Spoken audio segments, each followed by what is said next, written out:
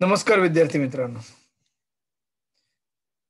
तर आज आपण मराठी विषयातील व्याकरण भागातील वाक्यांचे प्रकार हा व्याकरण विषय शिकून घेणार आहोत. वाक्यांचे प्रकार म्हणजेच टाइप्स ऑफ सेंटेन्सेस.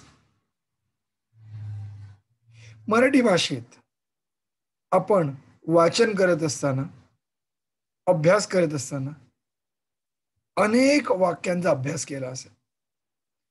विविध वाक्य आपण वाचली असतील, अनुभवली असतील, पण त्या वाक्यांचे पर्टिक्युलरली प्रत्येक वेगवेगळे प्रकार आहेत.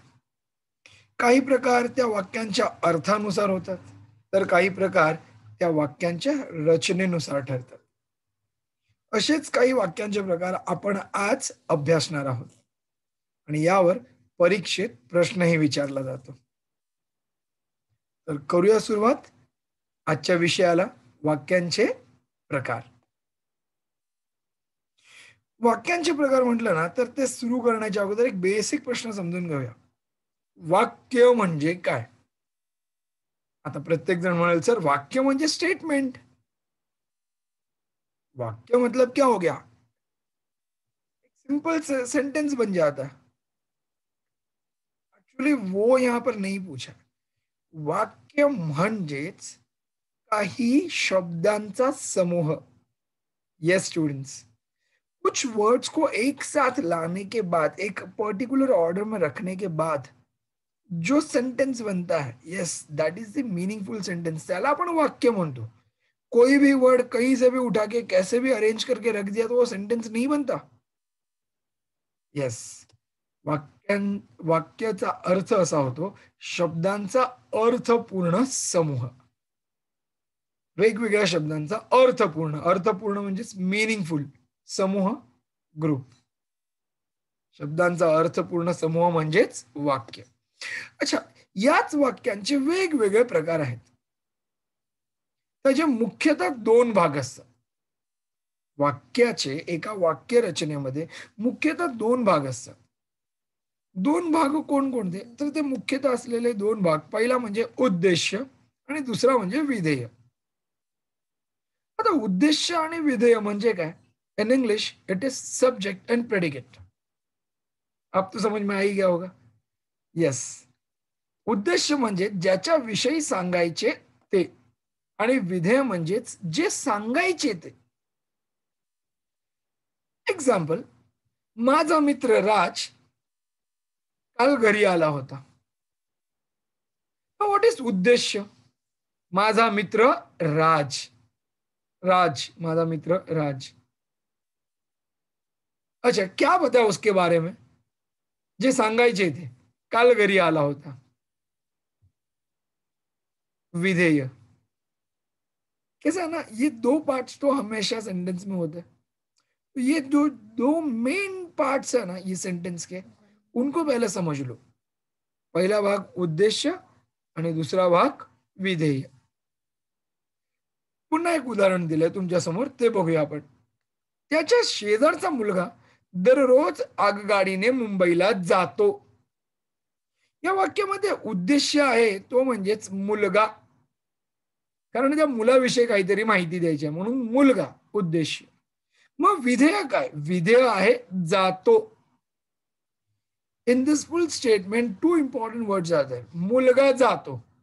मग तो कोण मुलगा, कुठला मुलगा, कुठे जातो हे सगळं नंतर, that is secondary. Main important parts मुलगा आणि जातो. मग त्याच्यानंतर त्या शब्दाबरोबर आलेले इतर शब्द, त्यांना काय म्हणतात? तर उद्देशाबरोबर आलेले इतर शब्द, मुलगा या शब्दाबरोबर, मुलगा हा शब्द उद्देश्य आहे. या उद्देशाबरोबर आलेले इतर शब्द कोणकोणते आहेत? त्याच्या शेजारचा. मुलाबद्दल स्पेशल इन्फॉर्मेशन दिली आहे, काय? त्याच्या शेजारचा. मग त्याला आपण म्हणतो उद्देश्य विस्तार. समथिंग रिलेटेड टू सब्जेक्ट, उद्देश्य विस्तार. एंड व्हाट इज विधेय? प्रेडिकेट. प्रेडिकेट मीन्स वो एक्शन जो हुआ है, जातो. अच्छा, उसके बारे में दिया हुआ स्पेशल इन्फॉर्मेशन क्या है? यस, दररोज आगगाडीने मुंबईला जातो. तो ये जो इन्फॉर्मेशन आहे ना, ये ॲडिशनल इन्फॉर्मेशन आहे अबाउट गोइंग. त्याला म्हणतात विधेय विस्तार. उद्देश आणि विधेय हा भाग आपल्या अंडरस्टँडिंगसाठी आहे, आपल्याला समजण्यासाठी आहे. पण परीक्षेत उद्देश आणि विधेय यावर असा काही प्रश्न विचारला जात नाही. परीक्षेत प्रश्न काही वेगळ्या प्रकारे विचारला जाणार आहे. तो प्रकार आपण शिकणार आहोतच, पण त्याच्यासाठी अगोदर बेसिक गोष्ट तर कळली पाहिजे. यस, वो बेसिक चीज समझने के लिए ही पहले कुछ क्वेश्चन हमने स्क्रीन पे दिए हैं. फर्स्ट क्वेश्चन, रेणुका आत्ताच शाळेत गेली. या वाक्यातील उद्देश ओळखा आणि विधेय ओळखा. या स्टुडंट्स, यामध्ये रेणुका हे उद्देश आहे आणि गेली हे विधेय आहे. कारण ती ऍक्शन कोणी केली आहे? Renuka. That is the subject. And what is the action? That is the विधेय, Renuka. Coming to second statement, माझे घर दवाखान्याजवळ आहे. Now, what is the subject in this statement? Subject is माझे. माझे काय? माझे घर. माझे घर हे आहे सब्जेक्ट. अच्छा, या घराबद्दल काय माहिती दिली आहे? दवाखान्याजवळ आहे. So what is the verb? विधेय. घर आहे, आहे. ये हो गया विधेय आहे. मुख्य गोष्ट हीच आहे, रेणुका गेली, घर आहे. अगेन थर्ड स्टेटमेंट अच्छी तरह से समझ लो. माझा मुलगा लाडू खूप खातो.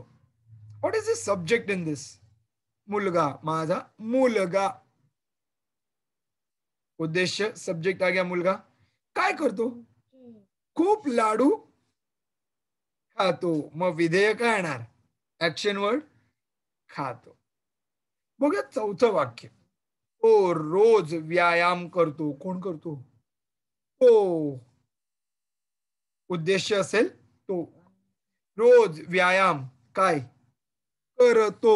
विधेय. तो जो एक्शन वर्ड होता है ना, वो होता है विधेय,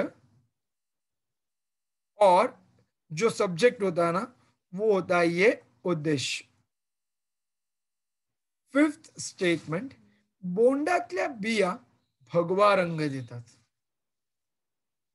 बिया, बिया मीन्स सीड्स. ये जो सीड्स होता है ना, इसका कलर ऑरेंज होता है. तो ये जो सीड्स है ना, वो यहां पर लिखा है. उद्देश्य मीन्स बिया, आणि विधेय काय? देतात. येस, विधेय येणार देतात. तर अशा प्रकारे आपण काही उदाहरणातून उद्देश काय आणि विधेय काय, चला हे ओळखून घेतलं. आता आपण वाक्यांचे प्रकार बघूया, ते अभ्यासून घेऊया. वाक्यांचे प्रकार, मी मगाशी म्हणाल्याप्रमाणे अर्थाच्या दृष्टीने 3 प्रकार आहेत, सॉरी 4 प्रकार आहेत, आणि वाक्य रचनेच्या दृष्टीने 3 प्रकार आहेत. ते आपण अभ्यासूया. मी म्हणाल्याप्रमाणे अर्थाच्या दृष्टीने जे वाक्यांचे 4 प्रकार आहेत ते तुमच्या आवश्यकतेनुसार लिहून घ्या तुमच्या वहीवर. पहिला प्रकार, विधानार्थी वाक्य. विधानार्थी म्हणजेच असर्टिव्ह सेंटेन्स. प्रश्नार्थी वाक्य. प्रश्नार्थी म्हणजेच इंटरोगेटिव्ह सेंटेन्स. आज्ञार्थी वाक्य. आज्ञार्थी म्हणजेच इम्पेरेटिव्ह सेंटेन्स. आणि उद्गारार्थी वाक्य. It means exclamatory sentence. अब इंग्लिश में तो आपको पता होगा what is assertive, interrogative, imperative, exclamatory. Easy to identify actually. पण त्या मराठीमध्ये जी नावं आहेत ना, ही लक्षात ठेवणं आणि त्याच नावांना विधानार्थी, प्रश्नार्थी, आज्ञार्थी, उद्गारार्थी या नावांना परीक्षेत अचूकपणे लिहिणं हे आवश्यक आहे. कारण परीक्षेत वाक्य मराठीत दिलेले असतील आणि वाक्यांचा प्रकार ओळखून तुम्हाला मराठीतच उत्तर लिहावं लागेल. You can't write assertive, interrogative, imperative and exclamatory. You getting me? Marathi शब्द लक्षात ठेवा, त्यात शब्द चुका, स्पेलिंग एरर करू नका. ठीक आहे, चला तर हे लिहून झालं असेलच. आपण पुढच्या प्रकारांकडे येऊया. ते पुढचे 3 प्रकार जे आहेत ना, ते रचनेच्या दृष्टीने बनवलेले आहेत. व्हॉट इज रचनेच्या दृष्टीने म्हणजेच काय? रचना means arrangement of sentence, arrangement of word. वो जो था ना, वो मीनिंग बेस्ड टाइप्स से, और ये स्ट्रक्चर बेस्ड टाइप्स है। सेंटेंस का स्ट्रक्चर क्या है, इसमें कौन सा सेंटेंस पहले, उसके बाद कौन सा सेंटेंस है, उसमें कनेक्शन क्या आहे, ये सब कुछ समझना है यहाँ पर। त्याला म्हणतात रचनेच्या दृष्टीने वाक्याचे एकूण 3 प्रकार. पहिला प्रकार आहे केवल वाक्य, सिंपल सेंटेन्स. दूसरा प्रकार आहे मिश्र वाक्य, इट इज कॉम्प्लेक्स सेंटेन्स. तिसरा प्रकार आहे संयुक्त वाक्य, मीन्स कंपाउंड सेंटेंस. अभी जो 3 टाइप्स है ना, ये केवल मिश्र संयुक्त, अगेन ये नाम भी याद रखना जरूरी है. ज्यादातर स्टूडेंट्स का कंफ्यूजन हो जाता है, सर व्हाट इज संयुक्त, व्हाट इज मिश्र, सर समझ में नहीं आया. मतलब कंपाउंड को हम लोग मिश्र लिख के आ जाते हैं और कॉम्प्लेक्स को हम लोग संयुक्त लिख के आ जाते हैं. Yes, usually students do this mistake. क्यों? बिकॉज उनको आते हुए भी गलती होती है, क्योंकि उनका उतना कॉन्फिडेंटली इस ग्रामर का प्रिपरेशन नहीं हुआ है, प्रैक्टिस नहीं हुआ है. End grammar is the thing which you need to practice more and more regularly. Generally what happens, आप है ना एक बार ग्रामर समझ लेते हो एंड देन आप मराठी के पंडित समझने लगते हो अपने आप को. येस, असं होतं. मला व्याकरण येतंय, मला सगळं येतंय, मी सगळं केलंय, मला येतंय, मी अभ्यास झालेला आहे माझा, મને પડકે हो चुका है, થઈ ગયું છે, હું ભણી લઈશ. पैराग्राफ तो आवाना छे, आएगा एग्जाम में पैराग्राफ, और पैराग्राफ में से तो आंसर ढूंढना है. हाँ, आई कैन राइट इजीली. नहीं, ऐसा नहीं है. ये सारे एक्सक्यूजेस साइड में रखो. Specially for grammar end writing skill आपको मराठी पढ़ना लिखना प्रैक्टिस करना ही पड़ेगा every day. 10 to 15 minutes every day, some or other thing Marathi में लिखना शुरू कर दो, राइटिंग प्रैक्टिस शुरू कर दो.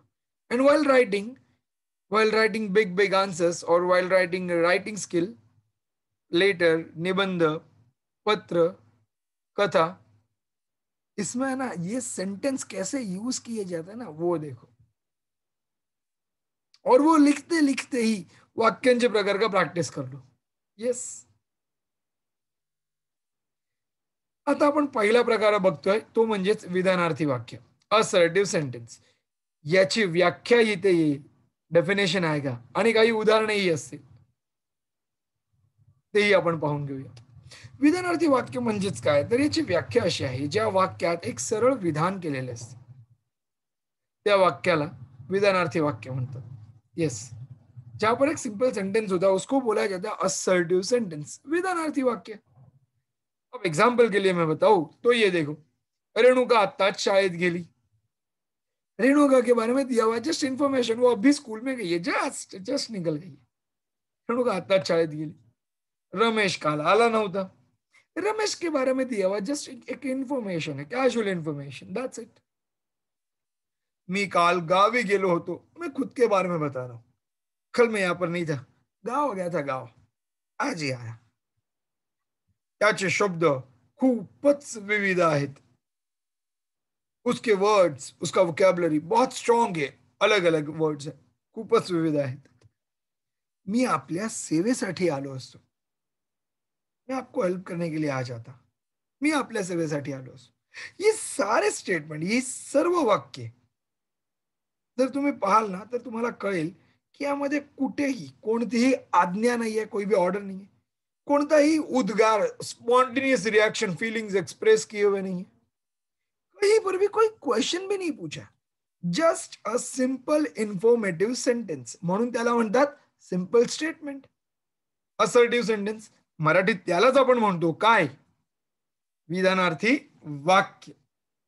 हे वाक्य ओळखण्यासाठी एक गोष्ट लक्षात ठेवा, वाक्याच्या शेवटी पूर्णविराम असतो, पूर्णविराम, फुल स्टॉप. आणि पूर्णविरामाच्या अगोदर क्रियापद असतं सिंपल फॉर्म मध्ये दिलेलं. सिंपल फॉर्म म्हणजे कळतं का? यस, एक सिंपल फॉर्म जिसमें कोई इंस्ट्रक्शन, कोई क्वेश्चन कुछ नहीं है, सिंपल, जैसे ये फर्स्ट वाला एग्जाम्पल, रेणुका आता शाळेत गेली, क्रियापद कौन सा है, गेली, it is in simple form. But अगर मैंने इसको चेंज कर दिया, अरे गेली की जगह पे लिख दिया मैंने जा, स्टेटमेंट ही चेंज हो जाएगा।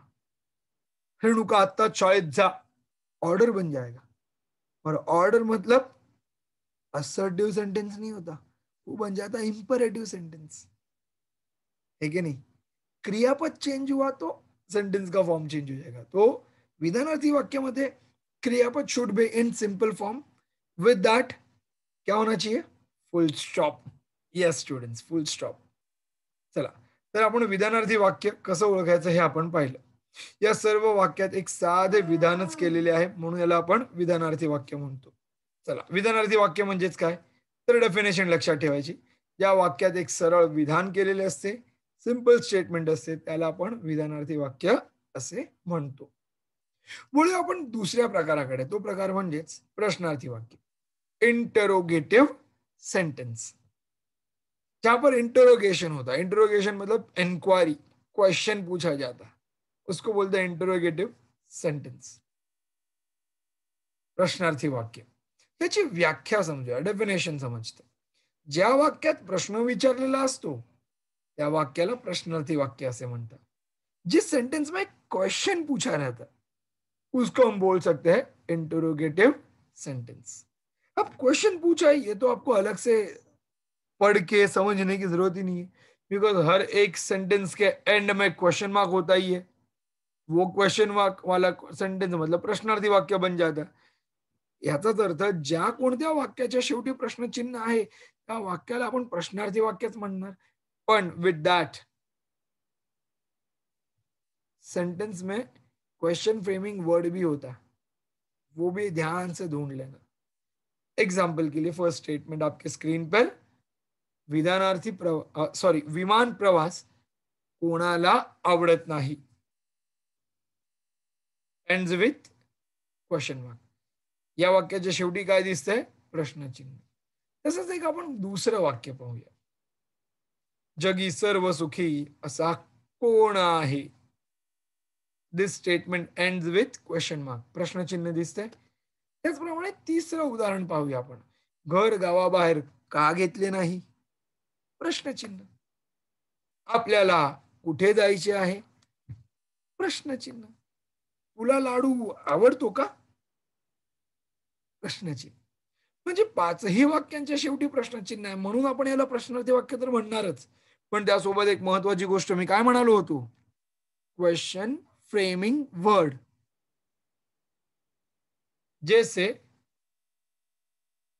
इंग्लिश में WH टाइप वर्ड्स होता है ना, वैसे मराठी में भी होता है।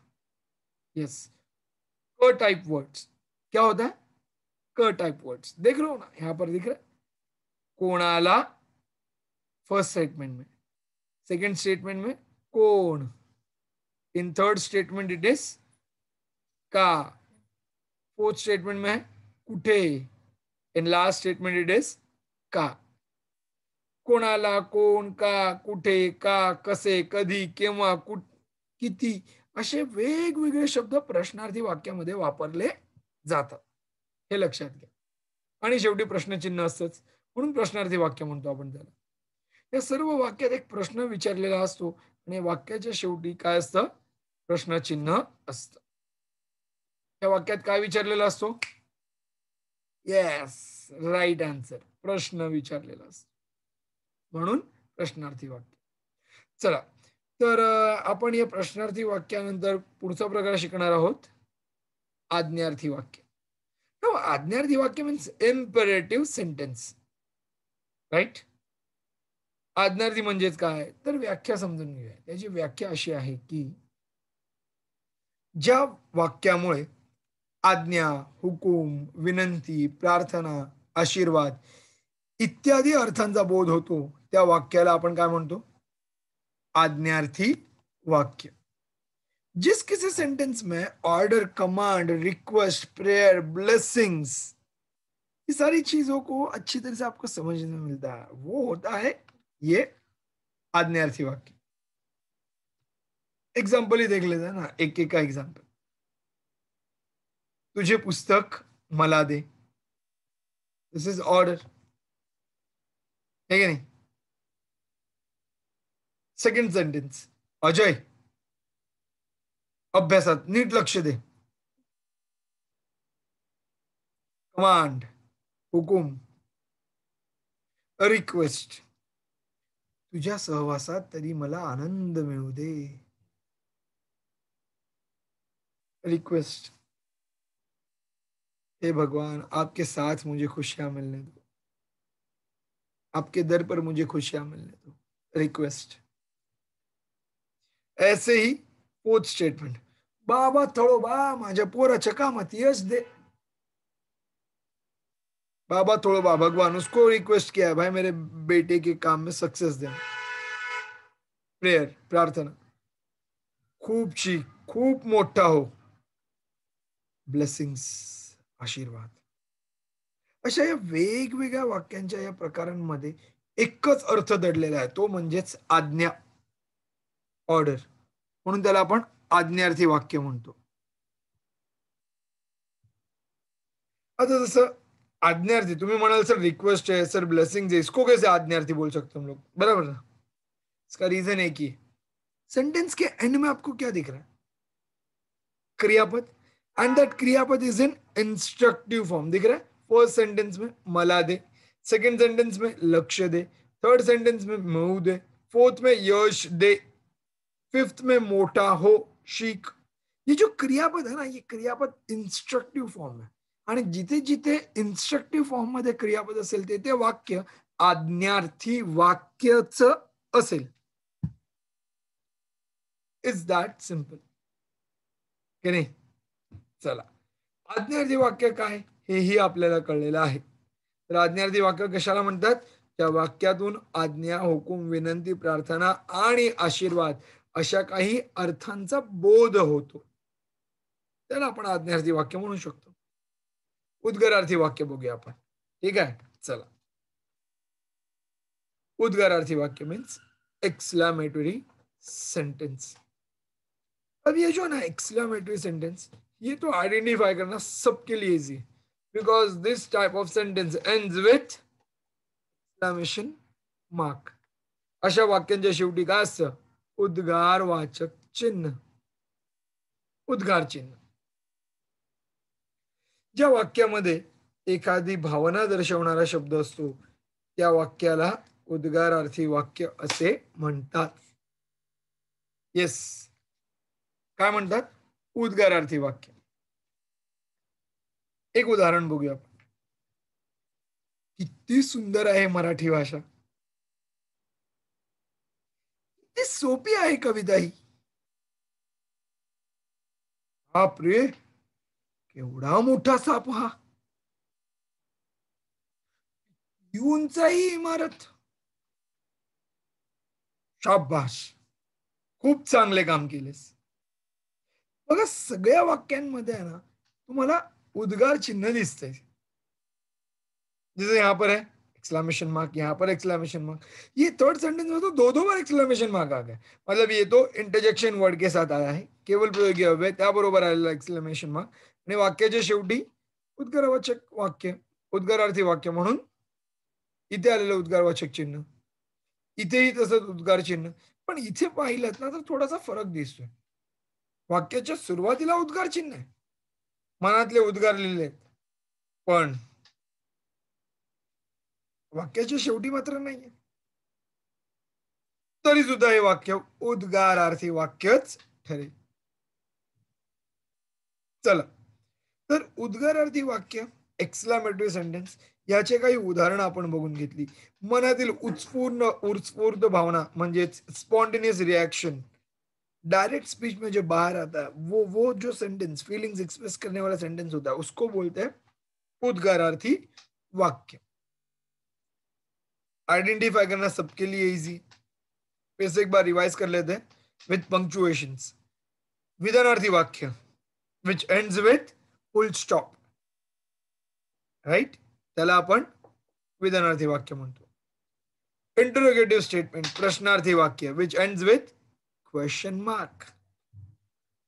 आज्ञार्थी वाक्य, yes, in that क्रियापद is in instructive form and that statement also ends with full stop. चौथा प्रकार उद्गारार्थी वाक्य exclamatory sentence which ends with exclamation mark. उद्गार चिन्ह शेवटी असतं आणि मनातील भावना दर्शवणारा हा शब्द असतो, उद्गार असतो. चला तर अर्थाच्या दृष्टीने हे 4 प्रकार आपण शिकून घेतलेच. आता आपण वळूया रचनेच्या दृष्टीने तयार होणारे 3 प्रकार, ते शिकून घेऊया. ओके. रचनेच्या दृष्टीने तयार होणारे जे प्रकार आहेत वाक्याचे, त्या प्रकारातला पहिला भाग आहे केवल वाक्य. येस, केवल वाक्य means simple sentence.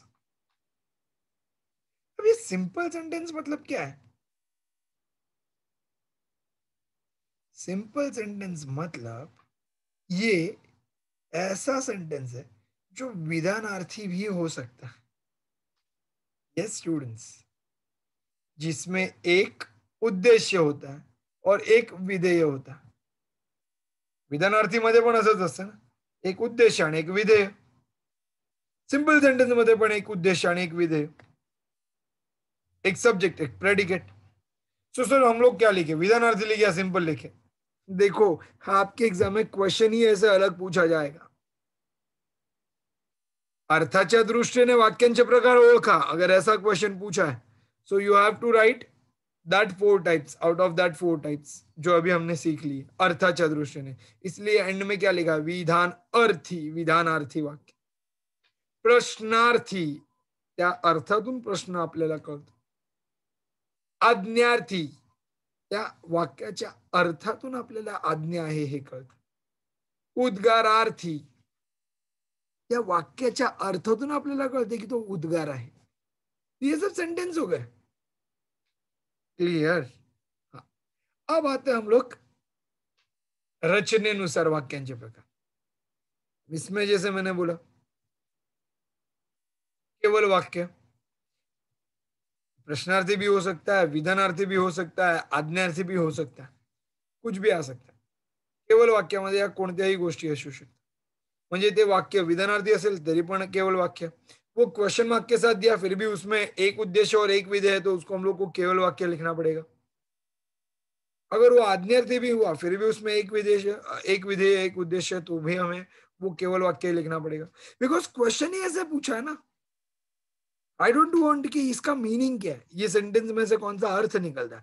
I want according to रचना, अकॉर्डिंग टू स्ट्रक्चर, ये कौन से कैटेगरी में आता है सेंटेंस. रचनेनुसार कुठे येतं हे वाक्य, तो क्वेश्चन में पूछा होगा. केवल वाक्य, संयुक्त वाक्य, मिश्र वाक्य, यापैकी वाक्यांचा प्रकार ओळखावा लिहा. क्लियरली ये मेंशन किया होगा क्वेश्चन. तो it is easy to identify. कैसे वो देखते हैं. हाँ, इसमें और भी तो टाइप है, होकारार्थी व नकारार्थी. व्हाट इज होकारार्थी वाक्य? होकारार्थी मीन्स, यस, होकारार्थी means affirmative statement which is positive statement, and nakararthi means negative statement. Yes, hokararthi means positive statement and nakararthi means negative statement. जिस स्टेटमेंट में नेगेटिव वर्ड होता है, नाही, नको, नवे, नयेत, ऐसे जो भी नेगेटिव वर्ड्स होते हैं ना, वो स्टेटमेंट बन जाता है नकारार्थी वाक्य. और जिस स्टेटमेंट में, ज्या वाक्यात नाही, नको, नवेत, नये ऐसे नेगेटिव वर्ड्स है ही नहीं, ते वाक्य होकारार्थी वाक्य. दिस इज सिंपल. उदाहरण बघूया. पहिलं उदाहरण, आपण डांबरी रस्त्यावर येतो. आपण डांबरी रस्त्यावर येतो हे पहिलं उदाहरण. इथे आपण हे उद्देश्य, येतो हे विधेय. तानाजी लढता लढता मेला. तानाजी हे उद्देश्य, मेला हे विधेय. ती रोज सकाळी लवकर उठते, ती उद्देश्य, उठते विधेय. आहे की नाही फरक. चौथं वाक्य, तो कसोटी सामन्यात खेळतो का? प्रश्न आहे, पण उद्देश्य एकच आणि विधेय एकच. व्हॉट इज उद्देश्य? तो सब्जेक्ट वो है. What is predicate? खेळतो. कावळ्या किल्ला मोठा आहे. In this statement what is उद्देश्य? किल्ला. दिस स्टेटमेंट इज अबाउट किल्ला. और विधेय प्रेडिकेट आहे. येस, सिंपल है ना.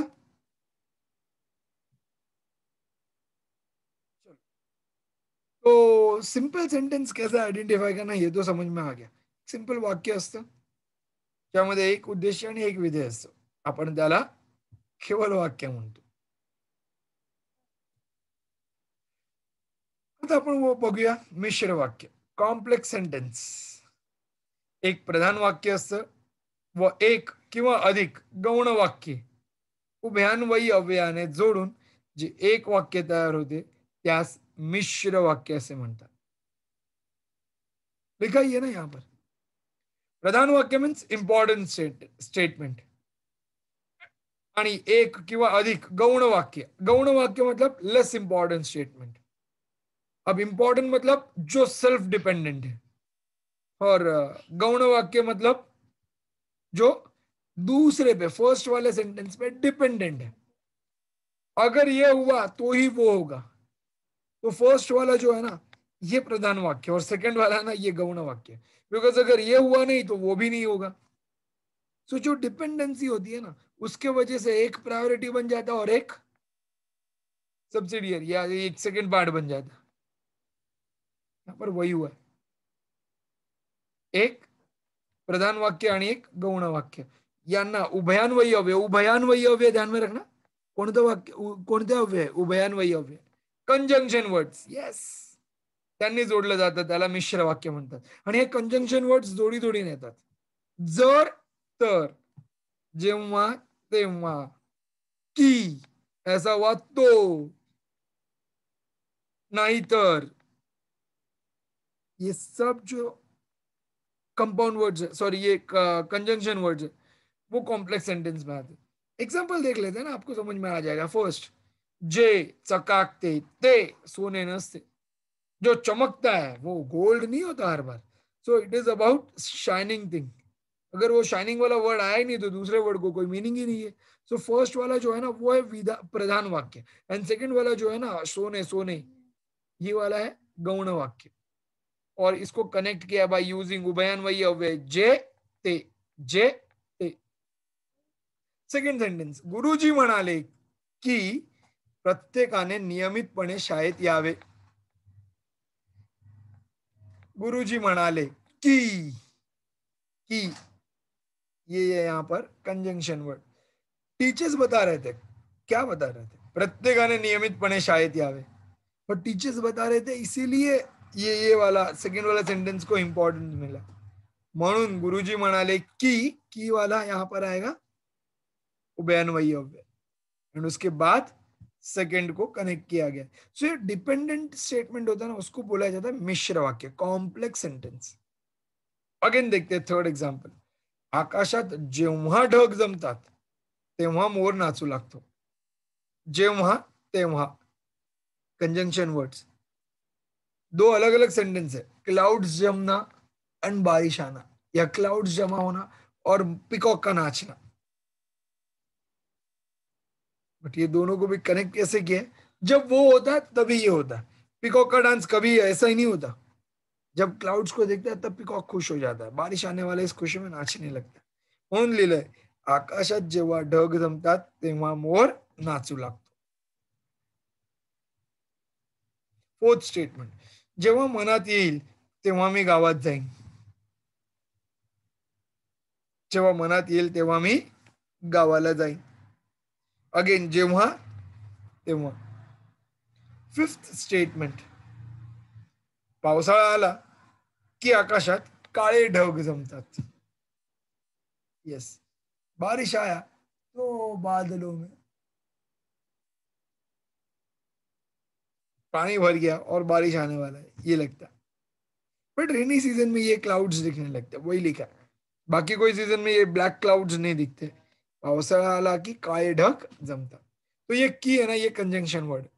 सर्व सर्व उदाहरणांमध्ये एक गोष्ट लक्षात घेतली असेल. कोई भी कंजंक्शन वर्ड यहाँ पर नहीं आता। जो दो सेंटेंस को कनेक्ट करने वाला है उसमें भी एक सेंटेंस दूसरे पे डिपेंडेंट है, ये बताने वाला जो कंजंक्शन वर्ड है वो ही यहाँ पर आता है। जे, ते, की, जेव्हा, तेव्हा, जर, तर, ये कंजंक्शन वर्ड्स यहाँ पर आते हैं, जो अभी हमने देखे। बाकी कंजंक्शन वर्ड्स कहाँ पर गए? येस, बाकी जो कंजंक्शन वर्ड है वो यूज होते हैं संयुक्त वाक्य में। येस, तेच आपण बघणार आहोत आता पुढच्या प्रकारात. चला, तर वळूया आपण संयुक्त वाक्याकडे. संयुक्त वाक्य म्हणजेच कंपाऊंड सेंटेन्स. दोन किंवा अधिक केवळ वाक्ये उभयान्वयी अव्ययाने जोडलेली असतात, त्या वाक्याला संयुक्त वाक्य म्हणतात. देखो हाँ, यहाँ पर क्या लिखा है? दो या तो दो से ज्यादा केवल वाक्य, सिंपल सेंटेंस, दो सिंपल सेंटेंस को कंजंक्शन वर्ड से कनेक्ट किया होगा तो वो रहेगा कंपाउंड वर्ड, कंपाउंड सेंटेंस. कैसे? एग्जाम्पल में बता देता हूँ. यहाँ पर किसी भी सेंटेन्स का किसी भी सेंटेन्स पर डिपेंडन्सी नाही आहे. इथे कोणतेही वाक्य दुसऱ्या वाक्यावर अवलंबून आहे असं नाही. पहिलंच उदाहरण बघा ना.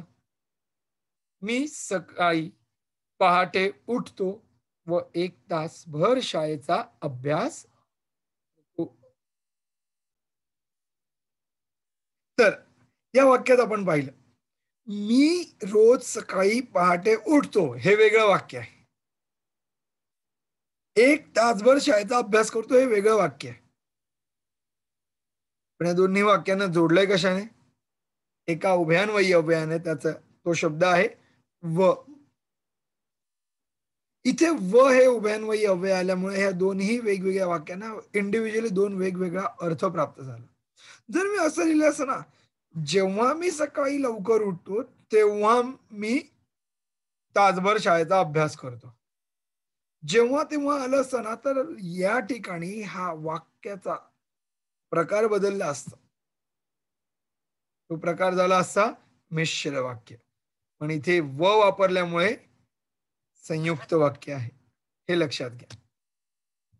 कारण इथे दोन एक वेगवेगळी इंडिव्हिज्युअल वाक्य आहेत, त्यांना फक्त कनेक्ट केलंय बाय युझिंग कंजंक्शन वर्ड व. दुसरं उदाहरण, सायंकाळी मी क्रीडांगणावर खेळतो किंवा मित्रांबरोबर फिरावयास जातो. दोनों अलग अलग सेंटेंस है. शाम को मैं स्पोर्ट्स ग्राउंड पे खेलने जाता हूँ या तो मैं फ्रेंड्स के साथ घूमने जाता हूँ. कोई रिलेशन नाही आहे यहाँ पर दोनों सेंटेन्स में. कुठल्याही प्रकारे कोणतेही अवलंबून असलेलं वाक्य नाहीये. दोन्ही स्वतंत्र वाक्य आहेत. दोन्ही वेगवेगळी केवळ वाक्य आहेत. एकीकडे मी खेळतो, एकीकडे फिरावयास जातो फ्रेंड्स बरोबर. दोन्ही वेगवेगळी वाक्य. फक्त मध्ये एक उभयान्वयी अव्यय वापरला तो म्हणजेच किंवा. येस, और किंवा या तो ते वापरले मध्ये. तिसरं उदाहरण बघूया. मी जेवतो आणि टीव्ही बघत बसतो. मैं खाना खाता हूँ और टीवी देखते बैठता हूँ. ऐसा नहीं लिखा है जेव्हा मी जेवतो तेव्हा मी टीव्ही बघत बसतो, ऐसा नहीं है. जर मी जेवलो तरच मैं टीवी बघणार असं नाहीये. डिपेंडेंसी नहीं है. यहाँ पर दो अलग अलग सेंटेंस है. मैं खाना भी खाता हूँ और टीवी भी देखता हूँ. दोनों भी अलग अलग है. इसीलिए इनके बीच में क्या लिखा है? एंड, आणि. आलं लक्षात? आणि, व, किंवा, किंतु, परंतु हे सर्व संयुक्त मध्ये येतात. कळलं? चौथं उदाहरण, ज्येष्ठ महिना सुरू झाला आणि पावसाचे वेध लागले. मंथ शुरू हो गया बारिश का. यस, बारिश का सीजन शुरू हो गया और बारिश का अट्रैक्शन बढ़ने लगे. पावसाचे वेध लागले. तो ज्येष्ठ महिना सुरू झाला की पावसाचे वेध लागतात. त्यांनी हेच सांगितलं. इथे पण आणि या कंजंक्शन वर्डचा वापर झालाय, उभयान्वयी अव्यय वापरला. शेवटचं उदाहरण, मी कबड्डी खेळेन किंवा क्रिकेट खेळेन. कबड्डी या तो क्रिकेट, दोनों में से कोई एक. अलग अलग सेंटेन्स है ना, सिर्फ यूज किया है किंवा और, त्यामुळे याला कंपाऊंड वाक्य म्हणू शकतो, संयुक्त वाक्य म्हणू शकतो. जिथे जिथे व किंवा आणि अथवा वा असे असे उभयान्वयी अव्यय वापरलेले असतात तिथे संयुक्त वाक्य असतं. पण जर डिपेंडन्सी आली एकमेकांची या वाक्यांवर, जर, तर, जेव्हा, केव्हा, की, जे, ते, जरी, तरी, हे सर्व मिश्र वाक्य असतील. हे लक्षात घ्या. कळलंय? सोपं आहेत वाक्यांचे प्रकार ओळखणं. पण रेग्युलर अभ्यास करत राहिलात तर. तर अशा प्रकारे आपण तीनही रचनेच्या दृष्टीने वाक्यांचे प्रकार कोणते आहेत तेही पाहून घेतले. तर यावर विचारलेले काही प्रश्न ते आपण पाहून घेऊया. पहिला प्रश्न स्पष्टपणे विचारला की खालील वाक्यांचे विधानार्थी, प्रश्नार्थी, उद्गारार्थी, आज्ञार्थी असे प्रकार ओळखा. यात 4 पैकी प्रकार ओळखायचे. इथले कोणत्याही वाक्याला उत्तर संयुक्त, मिश्र किंवा केवळ वाक्य असं उत्तर न लिहिता फक्त विधानार्थी, प्रश्नार्थी, उद्गारार्थी, आज्ञार्थी या प्रकारातून ओळखायचं. तर पहिलं वाक्य, ही खूपच मानाची गोष्ट आहे. वाक्याचा प्रकार विधानार्थी वाक्य. दुसरा दुसरं वाक्य, किती सुंदर आहे ही ज्योत. वाक्याचा प्रकार उद्गारार्थी वाक्य. कारण हे वाक्याच्या शेवटी उद्गारवाचक चिन्ह आहे. तिसरं वाक्य, नेत्यांच्या आदेशानुसार शाळा बंद पाडा. बंद पाडा ही एक आज्ञा आहे. म्हणून हे आज्ञार्थी वाक्य आहे. आजकाल कोण कोणाकडे लक्ष देतो? या वाक्याच्या शेवटी एक प्रश्नचिन्ह दिसते. म्हणून हे वाक्य प्रश्नार्थी वाक्य आहे. मुलांनो अभ्यास करा. या वाक्याच्या शेवटी अभ्यास करा ही एक आज्ञा दिसते. म्हणून हे आज्ञार्थी वाक्य आहे.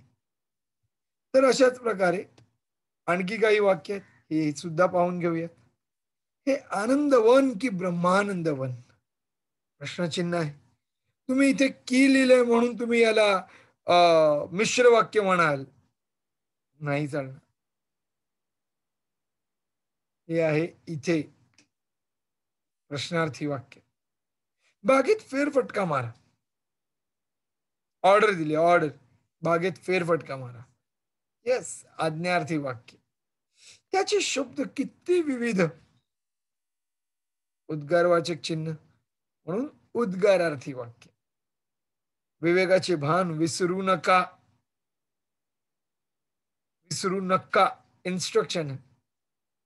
येस, म्हणून आज्ञार्थी वाक्य. आता मला झोपू दे. मुझे सोने दो. येस, ही सुद्धा एक आज्ञाच आहे. आहे तर ती विनंती, पण इथे क्रियापदावरून आज्ञा कळते म्हणून हे आज्ञार्थी वाक्य आहे. तर या प्रकारे आपण अर्थाच्या दृष्टीने जे वाक्यांचे प्रकार आहेत ते शिकून घेतले आणि त्यावरचा स्वाध्याय सोडवला. आपण रचनेच्या दृष्टीने वाक्यांचे प्रकार कोणते आहेत त्याच्यावरचा एक स्वाध्याय आहे छोटासा, तो सोडवून घेऊया. पहिलं वाक्य, ढग गरजले, अन पावसाला सुरुवात झाली. अन म्हणजेच आणि. आणि हा शब्द आल्यामुळे हे कोणता प्रकार असेल? येस, हा वाक्याचा प्रकार असेल संयुक्त वाक्य.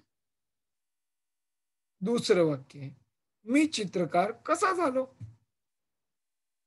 In this statement question mark है, बट क्वेश्चन मार्क है इसलिए ये मत सोचना कि ये प्रश्नार्थी है, बिकॉज यहाँ पर डायरेक्टली लिखा है केवल मिश्र संयुक्त असा प्रकार ओळखा, और इसमें प्रकार कौन सा रहेगा?